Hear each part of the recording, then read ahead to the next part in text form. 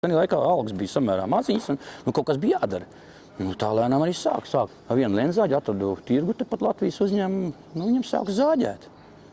Tā pamazām es dabūju šitās telpas. Tā es arī lēnām no 96. gada. Ņem, liek kapeiku pie kapeikas un pērk vienu iekārtu, otru iekārtu. Iedeva man aizdevu vienu banku, un tas man nokreditēja diezgan lielas summas, visas tās vācu iekārtas. Es nezinu, vai es otrais gribētu ņemt to kredītu. Jo tad tur bija tie brukšanas laiki arī kaut kāds, es nezinu, mums bija viens, ka mēs dabījām ņemt, laikam pat pagarinājumu kaut kādu. Tas arī ir diezgan sāpīgi. It kā jau liekas pagarinājums, bet beigās laika process tas pats tikai palielinājās summa. Tad negāja viegli. Tad izsitos cauri, pats nezinu kā.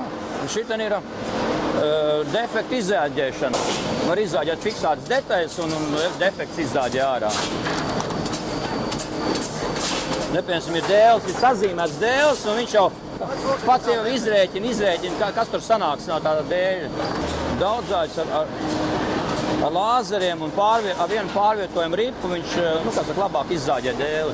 Kad sākām praktiski mēs trietā, es un 2 darbinieki bija, un tagad ir 40 darbinieki. Jābūt dulam, neatlaidīgam, un pacietība jābūt.